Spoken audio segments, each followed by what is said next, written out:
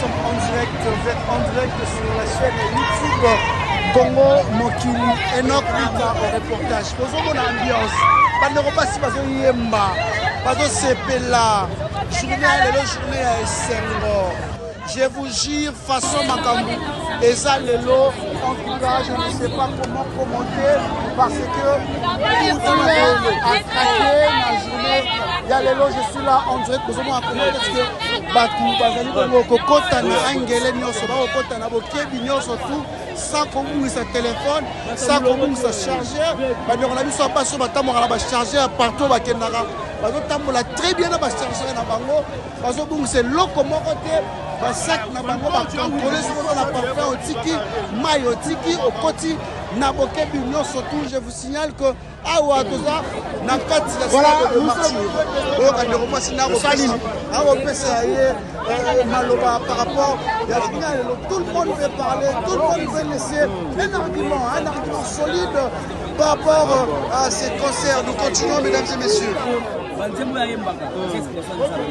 Neti nzembo nini ya pasteur Mike Kalamba esepelisaka oyo oyoka lelo obi moponami tokoyoka mata ndambo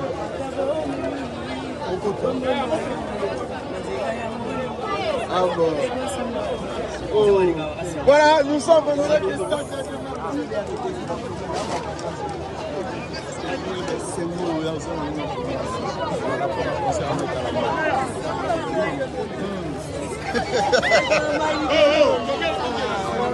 Les baza au kota ba ko sepela au kota ba ko ba sote fa maika compliqué na makamute a compliqué na été abete la biso ba ndenge abete la biso na machamu ba ba sa différence vraiment la musique ba yé penza pour landela musique comme on dit que la musique est l'art de combiner les sons d'une manière agréable à l'oreille. Voilà pourquoi ba fan ba adorateur ba lingaka pasteur Mike Kalamba ba ebongo koyoka cette bonne musique du pasteur Mike Kalamba na mokolo ya lelo awa na kati stade de Marseille. Tout le monde veut parler, tout le monde veut parler par rapport à cette magnifique journée. Nous sommes en direct awa.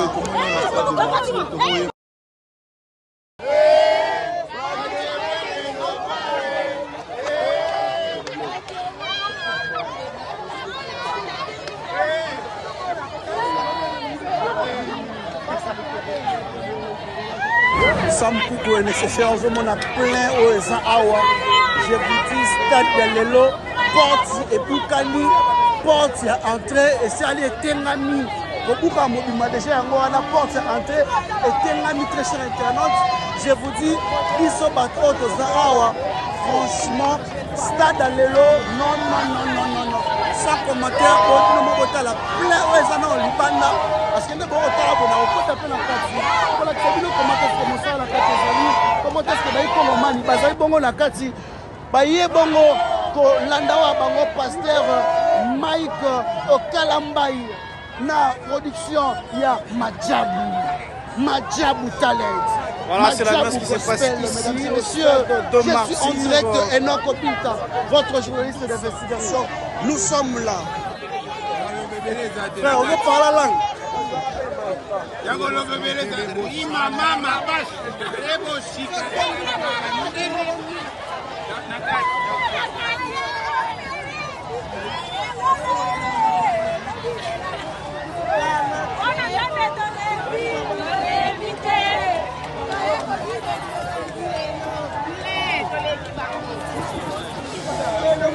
Mama boleki banani? Banani? Boleki banani?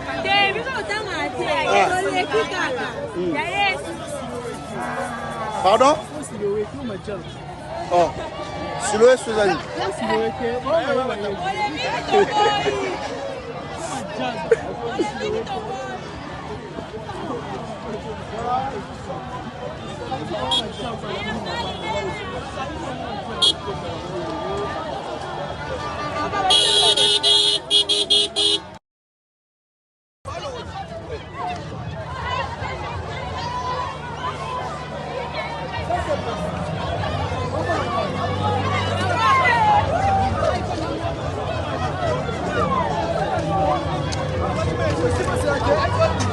Allô,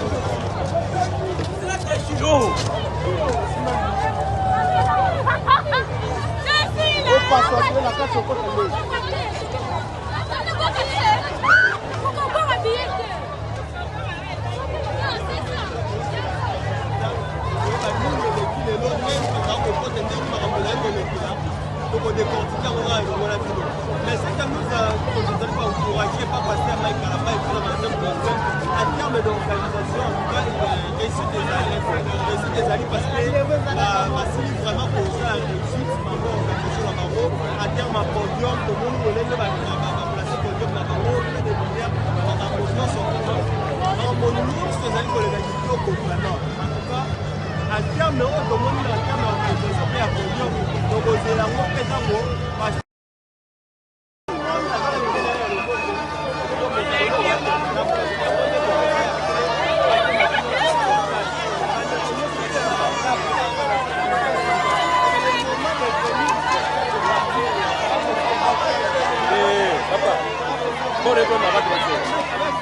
Bandeko balandi awa ndoto omonela yango au risque de stade est avant 13h mais allons-y d'abord Kalaté dans la stade.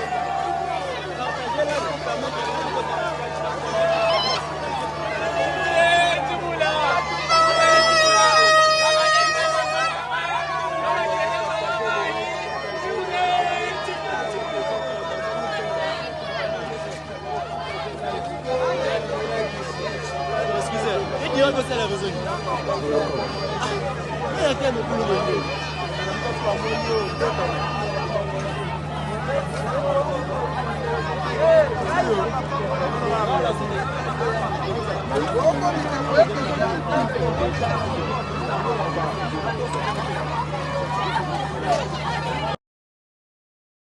Mais les confidences sur les deux pasteurs, là, on va rencontrer les alliés.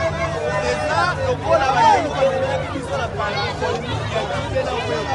alors que les deux frères, ils ont encore terme. Parce que la population, qui bango na biloko wana. Dossier oyo est aussi la léloté. Parce que moi, je vais flow ici les alliés. Et qu'on ait bon, même quand on a Mike Kalamba avec un concert, avec un sous featuring, là, on a un Moïse Mbié. Mais si longtemps les logos comment occuper, oh voilà comment occuper, il y a un gros concert qui va mettre featuring. Même pour le bon, en tout cas, au moins, on a vu sur la Congolais dans l'équipe polémique, les jeunes femmes qui vont faire en paix. Donc, ce sont des frères, on va coller ensemble, on va donner ensemble, on va coller. Maboko, il y a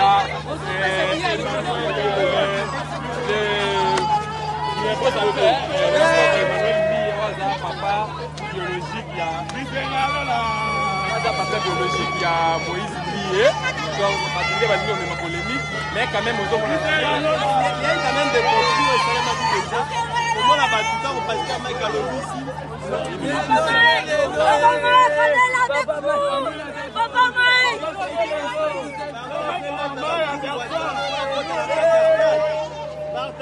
Partagez live.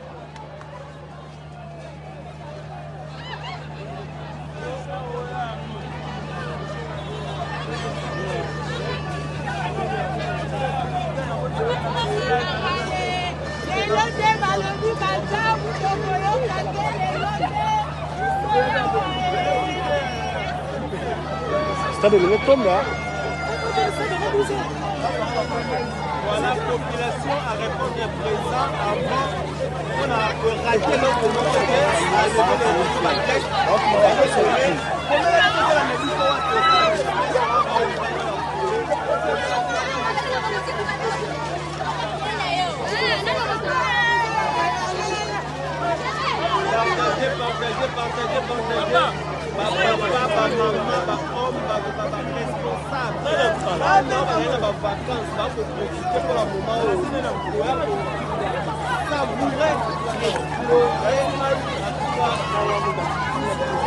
Simba bien revoir te.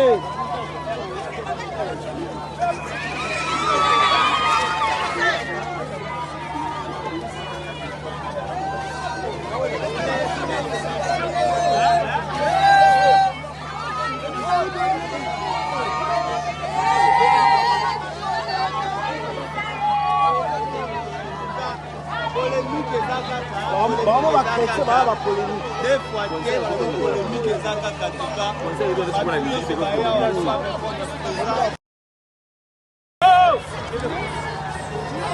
kuna zala boyo comment habiller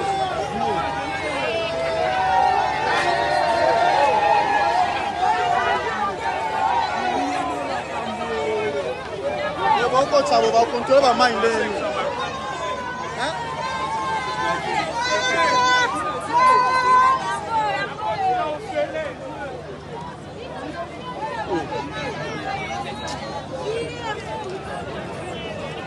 Calme.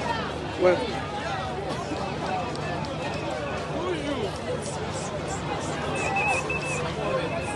Moi c'est qui?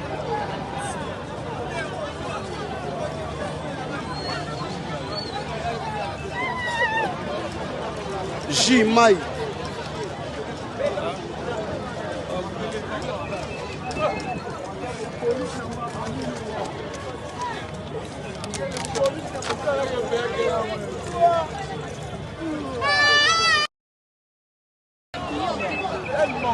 Ozango. Billet. Mama, kuna koto mtu yake. Billet ni kolo. Koto mtu yake kene ela na kuna. Baba wangu wapi billet?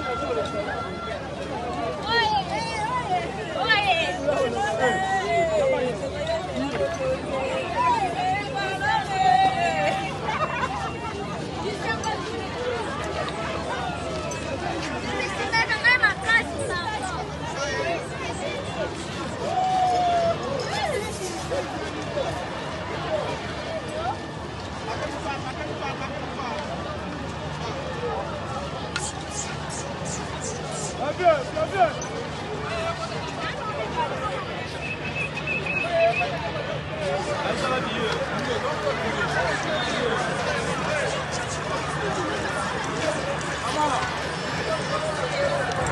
S'il vous plaît.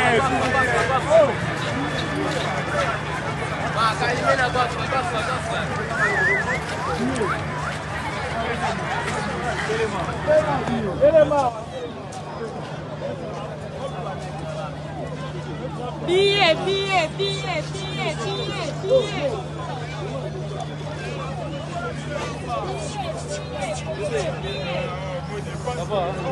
Quand le contrôle main tu peux mettre abandonne poste.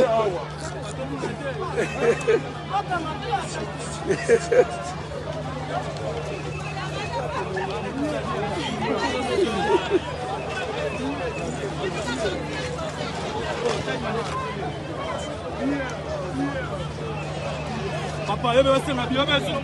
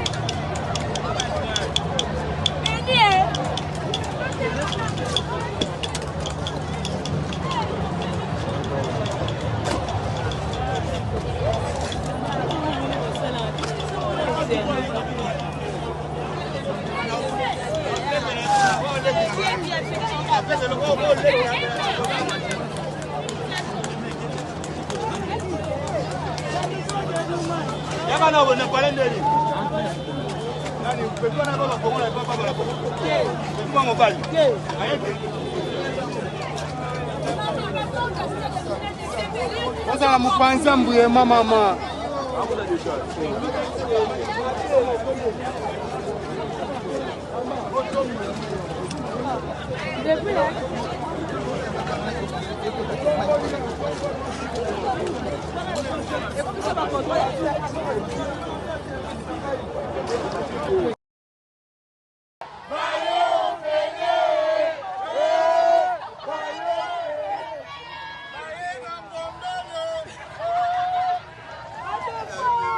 Voilà, c'est la messe qui se passe ici, au stade de Martyrs.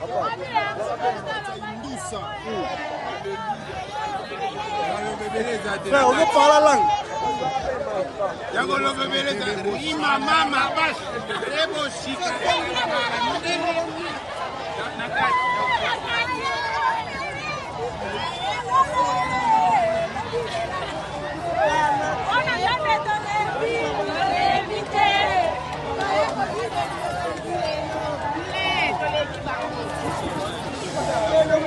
Mama, boleki banani?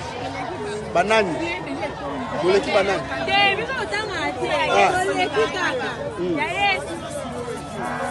Pardon? Oh. Siloé Suzanne.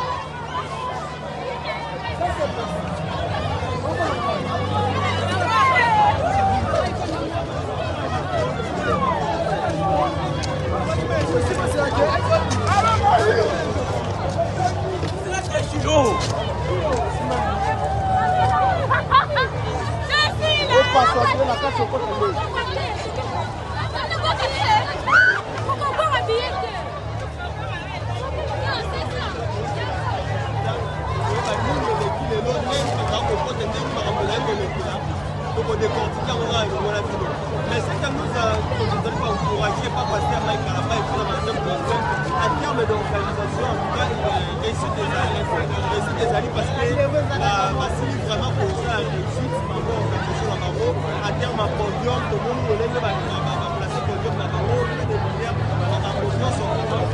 En monument, ce que les alliés collectivités au Kokulana. En tout cas, à terme, tout le monde en termes d'organisation, il y a podium. Donc, aux éléments, parce que